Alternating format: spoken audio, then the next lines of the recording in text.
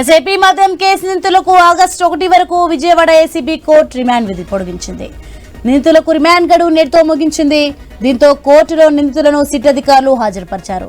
ఇక 11 మంది నిందితులను కోర్టులో ప్రవేశపెట్టారు. వాదనలు విన్న న్యాయస్థానం నిందితులకు రిమాండ్ పొడిగించింది. రైతుకి ఇదే అంశానికి సంబంధించి మరింత సమాచారం మా ప్రతినిధి కాంతి ఫోన్లలో అందిస్తారు. కాంతి, ఏపీ మద్యం కేసు నిందితులకు ఆగస్టు 1 వరకు విజయవాడ ఏసీబీ కోర్టు రిమాండ్ పొడిగించింది. దీనికి సంబంధించిన డీటెయిల్స్ ఏంటి? లిక్కర్ స్కామ్ కేసులో ఇప్పటి వరకు నిందితులుగా ఉన్నటువంటి 11 మందిని కూడా ఏసీబీ కోర్టులో సిట్ అధికారులు హాజరుపరిచారు.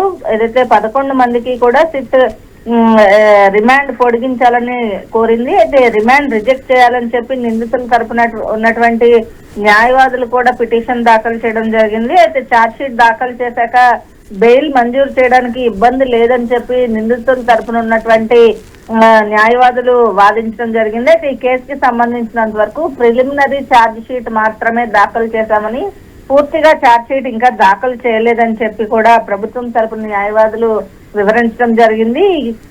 ఈ లిక్కర్ స్కామ్ కేసుకి సంబంధించి ఇప్పటి వరకు 11 మంది అరెస్ట్ అయ్యి జైల్లో ఉన్నారు. నిన్న తాజాగా అరెస్ట్ అయినటువంటి మిథున్ రెడ్డితో కలిపి 12 మంది అరెస్ట్ అయితే మిథున్ రెడ్డికి కూడా 1వ తేదీకి రిమాండ్ విధించడంతో మొత్తంగా 12 మందికి తిరిగి ఏదైతే రిమాండ్ 1వ తేదీ వరకు మిగిలిన వారికి కూడా పొడిగించడం జరిగింది. ఈ నేపథ్యంలో ఆగస్టు 1వ తేదీన 12 మందిని కూడా సిట్ అధికారులు ఏసీబీ కోర్టులో హాజరుపరుస్తారు. ఈ నేపథ్యంలో ఈ మధ్యలో మిథున్ రెడ్డికి సంబంధించినటువంటి ఇన్వెస్టిగేషన్ కోరుతూ కూడా ఏదైతే సిట్ తరపున న్యాయవాదులు పిటిషన్ దాఖలు చేయడం జరిగింది. అయితే ఏసీబీ కోర్టులో వీరి 11 మందికి రిమాండ్ పొడిగించడము, బెయిల్ రిజెక్ట్ చేయడం, ఏదైతే రిమాండ్ రిజెక్ట్ చేయాలని నిందితుల తరపున న్యాయవాదులు పిటిషన్ ని కూడా రిజెక్ట్ చేయడం జరిగింది.